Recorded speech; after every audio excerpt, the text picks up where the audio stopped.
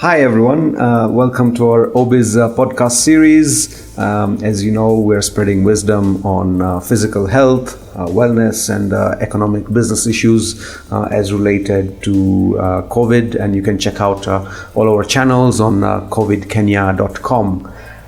Today we are honored to have somebody who is a close friend and has done a lot personally, but also for the large good for this world. So Madhvi Dalal, welcome and thank you for making time. We go a long way. We come from what I call the land of runners or heaven on earth. We grew up in Eldoret, and I think since then, since the school days, our paths have been crossing, and it's good to be doing a podcast with you. Thank you for having me. So Madhvi, just tell us about your journey, all the way from back in Eldoret, and how did you end up here? Yeah, so thank you again for having me. The home of champions, Eldoret. Remember they always say you can take you out of Eldoret, but you can never take the Eldoret out of you. Yes. So, from Eldoret, I left when I was only 12, and then I moved around and ended up in Wales. So I lived in Wales quite a long time, where, I was married, I had a business, I had children. So Wales is where home was for a long time. Okay, you were a pharmacist there, right? Yeah, I was a pharmacist. I actually did my degree in Cardiff. And so after traveling a little bit in the UK, I stayed in Wales. My husband is from Wales, so we stayed there. And we became very Welsh. So we got the accent, we had a nice little home. And you had sheep in your back garden. We had sheep in our back garden. Right. We had poetry everywhere and art. So yeah, we became quite became quite at home there. And in fact, we, after a long time of doing quite a lot of things in Wales, we decided to move on. No particular reason, just maybe obviously the weather was not as great as Eldoret. But also we needed some change. We thought that, what is going to be the end goal here? In the West, you can make a lot of money, but then what? What's after that? We had a child then, and so we thought, what is going to be her background? What is going to be her goals if we stay? What are we going to achieve? So we decided to maybe move to third world and to see what was on offer or what we could do. So we traveled a little bit and ended up in Nairobi, actually. Okay, so you chose your own destiny. I'm not so sure we chose I think we just had to go with the flow. I mean, I was not so keen on coming to Kenya because of all the negative reports and negativity which runs in the West about Kenya and crime, etc. But my husband was quite keen on coming, so he said, let's give it a shot. So we had a bit of a backup plan, but with no actual goal when we came here. Okay, and you've been back around... Yeah, it's been 6 years. 6 years, 6 years. And in 6 years, you seem to have made quite an impact here. You also brought yoga with you here. So maybe let's talk about yoga. What have you been doing in that field? So, I mean, I came into yoga pretty much when I was in Wales. I used to go to a class there. It was dull, but I used to go because apparently if I didn't bend, I would break. There was too much stress and, with work at home. So I started practicing yoga. And then one Friday night, I read upon a course and I said, right, it's in London, but I'm going to go always for the next 6 months. I had a 1-year-old girl and the course was starting on Monday. Luckily, I got it and I went, and it was honestly the best thing I ever did. This was a full-time course? Yeah, and it was a very detailed, intense course. My guru, the teacher at the time, was immensely educated and learned, so it was a very, very intensive course, but one of the best things I ever did. And it was in London. We lived in Newport in Wales, so I used to travel a lot, but effectively one of the best things, And you're a yoga teacher here? So now I teach yoga in Kenya. In fact, because we came to Kenya, and while I was doing my pharmacy exams here, I used to teach yoga. Luckily, where we stay, we have a nice little studio there, so I taught yoga. I also trained in Cambridge for prenatal specialization, so I was teaching here, and slowly I got involved with other, like Africa Yoga Project. We started doing some yoga dance. I got involved with the International Yoga Day committee here to be part of the core committee. So I started becoming quite involved in there. I did kids yoga, and so now... How big is yoga here? In terms of big in awareness, it's actually much, much bigger than in the UK. Because here everyone, if you're walking on the streets, you can see people with yoga mats. People know about it, they're aware about it in different ways, different styles, different techniques. But yeah, people are aware about it. When I was still training in London, and I went to India, and I thought, wow, this is going to be like the yoga haven. I expected to go to the airport and people being on the yoga mats, but I think even more than India, we have more yoga in Kenya, awareness of yoga, yeah. Okay, and for someone who is not into yoga, what are they missing out on? Frankly, for me, it's been a game changer for many ways, to bring some groundedness. My family knows when I haven't practiced yoga that morning, they say, you're very grumpy, you can go back and get onto your mat. So I think it is a practice which can be fun, which can be grounding, and you don't have to stick to one teacher if you're not happy, if it doesn't really float your boat. But frankly, it's a very good form of physical and mental balance to get into it. Yeah. And can you self-learn it, or do you recommend that you? I think it's okay to self-learn. I think it's okay to follow YouTube videos. I don't recommend them always, especially if you have some kind of ailment, physical or mental, or if you have some kind of motor neuron diseases, just so that you can get the postures correct. So you can be corrected a couple of times by a teacher, and then you can carry on. But frankly, it's good to go to a class. You get the energy, you get the feedback. It's nice to go to class. Yeah. Do you run any Zoom classes or anything like that? I did. Okay. I kind of got zoomed out. I'm more of a hands-on teacher. Yeah. I like to use aromatherapy. I like to adjust. So I tried for a few months, but I got zoomed out. So no is the answer. Okay, all right. Okay, so yes, thanks for sharing those insights on yoga. So let's talk about your other passion. You're known as PadMad. I don't know how mad you are, but you're doing some amazing work. So tell us about PadMad. Yeah, so PadMad is named because of the madness. Actually, Madhvi from my name, which is also mad.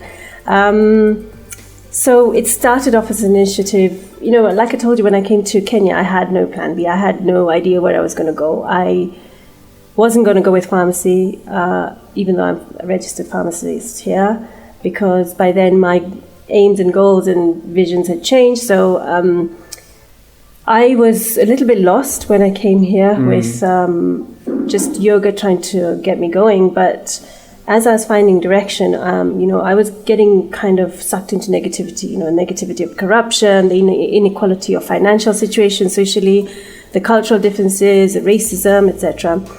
And I remember being somewhere when I was working in the slums just voluntarily, and one of my very good friends, the founder of Moving Cultures, her name was Wani Angare, and she told me, Madhvi, stop moaning, do something about it. And then I went home and I was like, whoa, what happened here? This is correct. So I started working more and more in the slums because I was gaining some insight about what is the situation here. And then I came face to face with period poverty.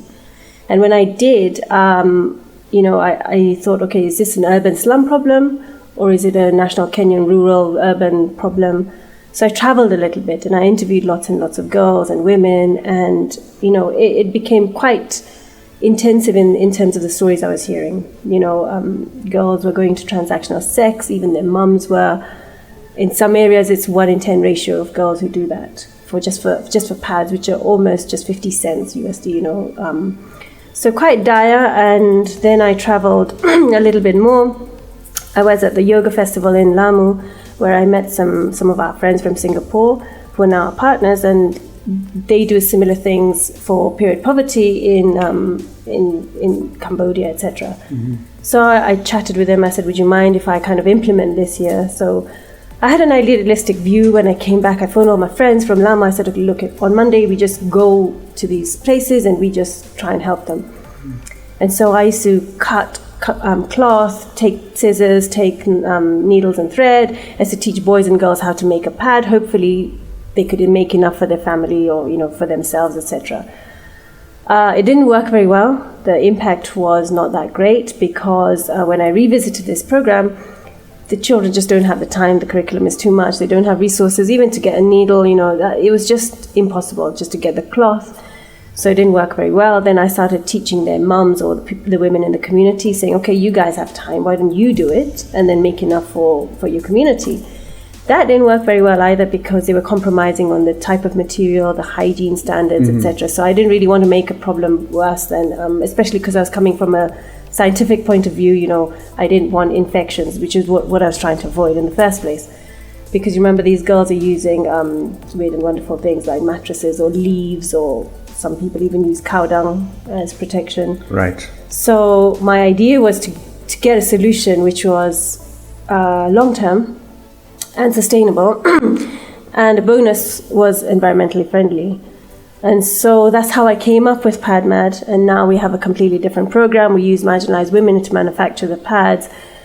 We use 100% cotton. We basically buy everything, all the resources are from Kenya, and we manufacture them in Kenya. Okay, is this a commercial or a not-for-profit initiative? So at the moment, it's a social enterprise, so it's mainly run by donations. We do have an e-commerce platform, which is not unfortunately taken off very well, but the idea was to make our own profits so that we don't have to go for grants and donors, etc. So we could cross-subsidize ourselves, but for now it's run on donations. It's quite healthy in terms of how many institutes and partners who've come along and helped. The mission initially, how I started, was to make sure that the girls stay in school, because the statistics in Kenya, 65% of girls and women cannot afford pads. This was pre-COVID. After COVID, it's been very different. And girls miss a quarter of the curriculum. So you can imagine in secondary school, if the girls miss a quarter of the curriculum, the boys already have that head start. They already have that privilege. So girls were being left behind. And the mission was to keep the girls in school and avoid this transactional sex, which has secondary issues like HIV, hepatitis B, etc. But eventually, as we grew and as we got the testimonials from the girls, remembering the pack that we have for the slums is the same pack which goes for export. And so eventually our kind of mission has only been to determine and to establish dignity for the girl. So it doesn't really matter all the extra that they stay in school and that they don't have to access, they don't have to afford, they can still be in school. That's a secondary thing, but their dignity has really maintained very well. We've got great testimonials. I don't know if you know, about a year ago, there was a girl in Bomet who, got shamed in school by one of the teachers. She went home because she had to change. Her mum met her when she went home, went to work, the mum went to work, and when she came back, she found the girl had hung herself. She just couldn't deal with the shame. Wow. So that is a story in Kenya which came to light. But frankly, there's many other stories. When I shot a documentary, I remember one of the girls, she told me in Swahili that, my question was, how do you get the pads? What do you do for protection? And she told me she lived in an orphanage, and the orphanage was, quite dingy and small. And she said, I get it from here. I said, what do you mean? They don't provide you sanitary wear here, so where do you actually get it from? Donors or what? And she said, no, the teacher gives it to me once a month.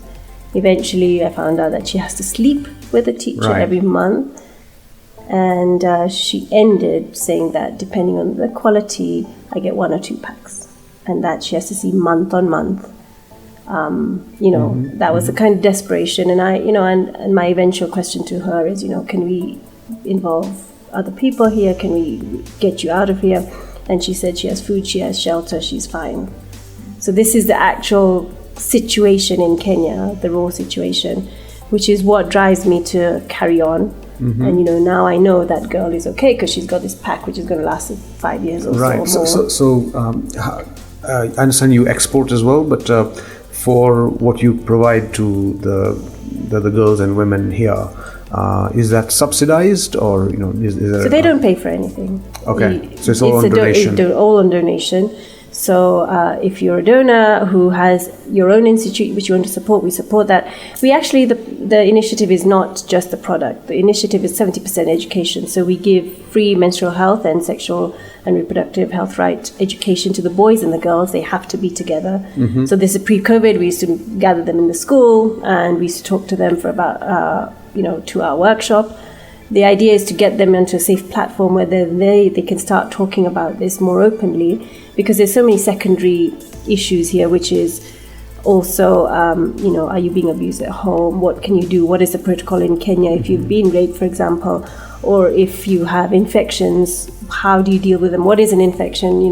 How can it be treated? What is treatable? Those kind of things. Okay. We start that conversation. We also involve some teachers because to avoid issues like embarrassment. And the idea is to get that community a little bit more open into talking about this. Yeah. So how big is your team to deliver all this? Because it's a mammoth task. Yeah, frankly, the team, we have many volunteers who help. We have many partners who like to help. But the team is just me. I have some people helping me with social media. The idea of social media really is not just to say what we do. The idea is to actually bring light into the situation in Kenya. Many people don't know. Many people of my generation don't know. If you have a privileged background, you don't need to know maybe, because your husband can go to the supermarket, buy your pack of pads and come home and you just don't need to think about it.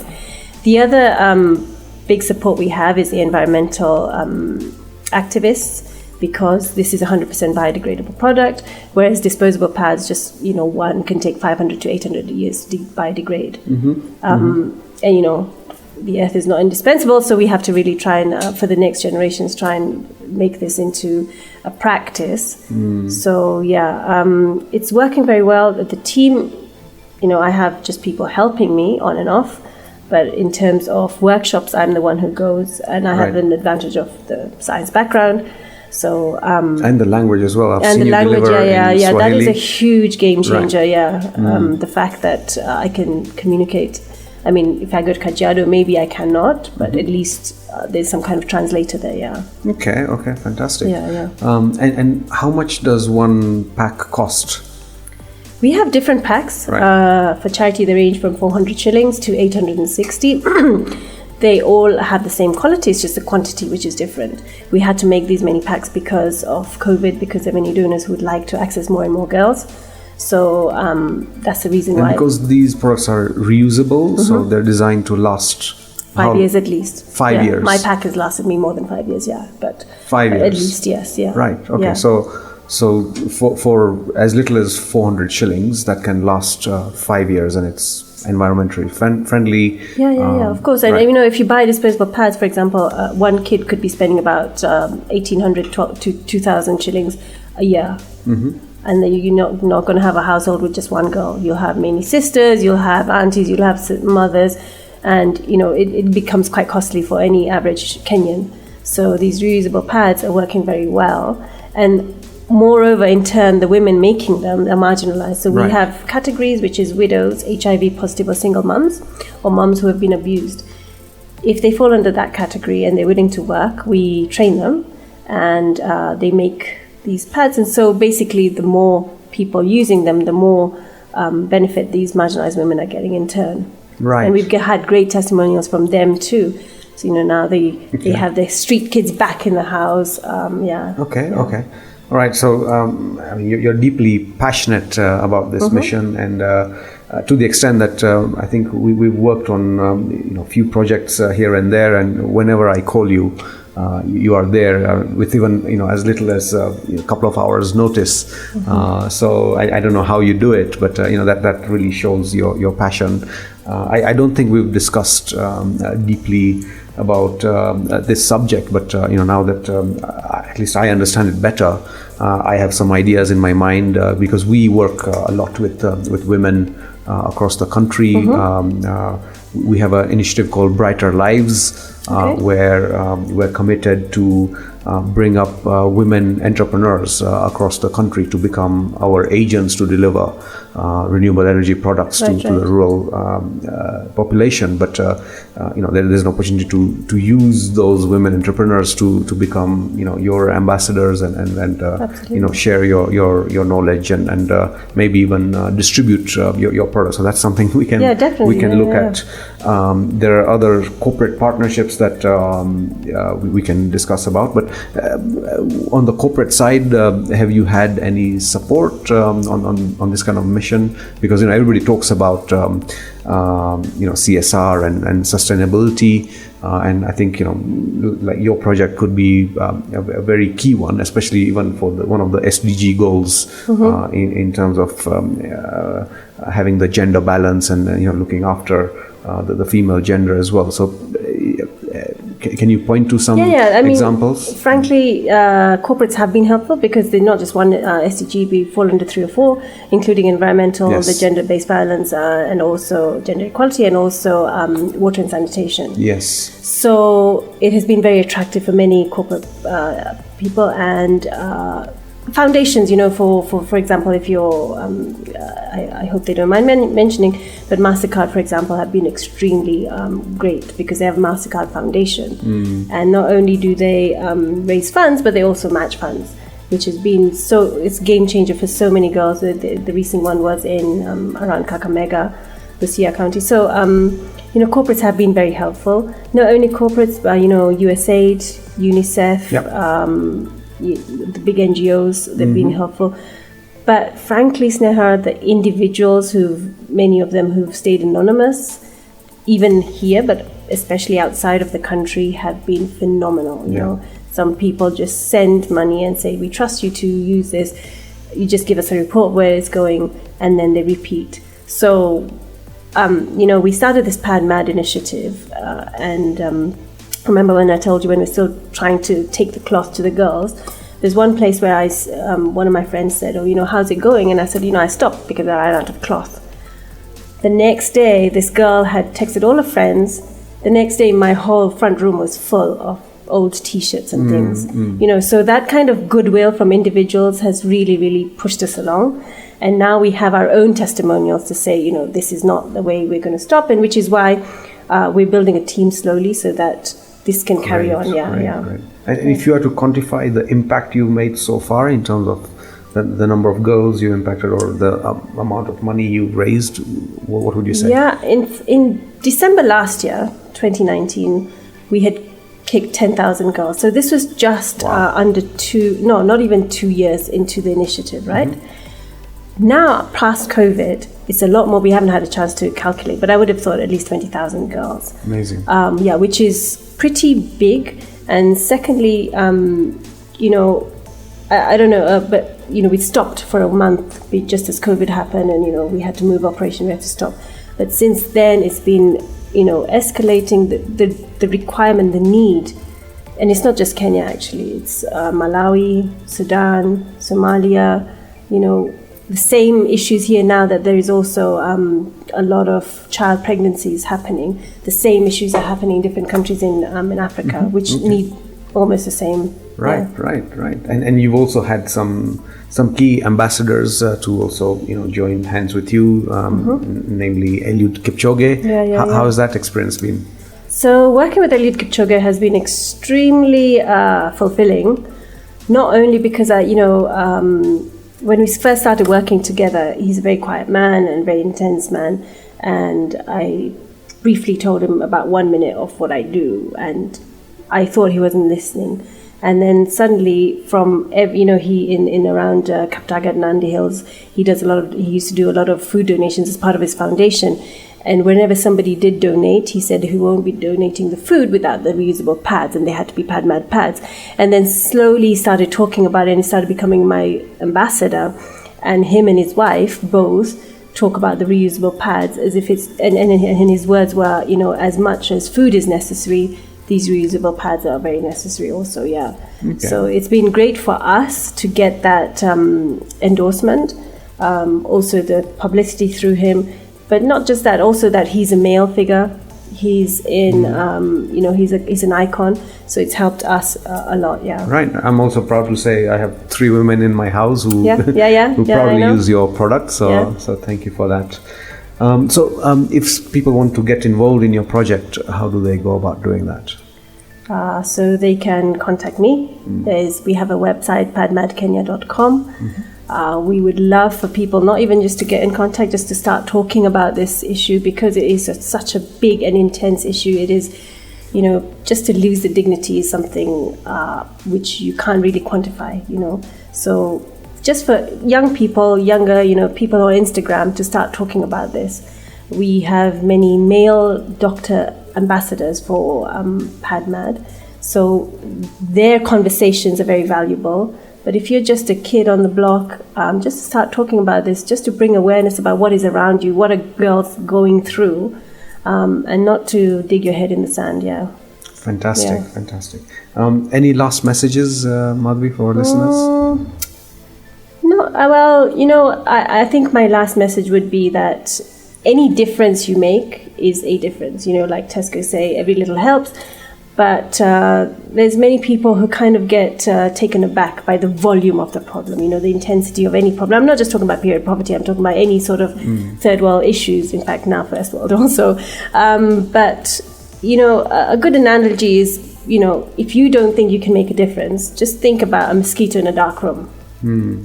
They can cause a lot of chaos. They can cause a lot of, you can actually wake up 5 humans, for example.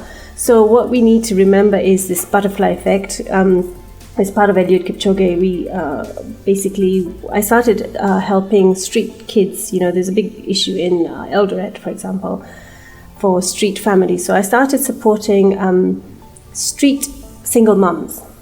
And that was just a very small idea I had. I said, okay, I'll pay their rent and put them in a house, pay their rent for a couple of months, and just tell them, just actually verbally mentor them for half an hour on how to start a business with the little money they're going to save. So I gave them a little bit of food, a little bit of sustenance, blankets, G-codes, etc. I said, now that you have this much money, how about selling tomatoes or rearing chickens, etc.?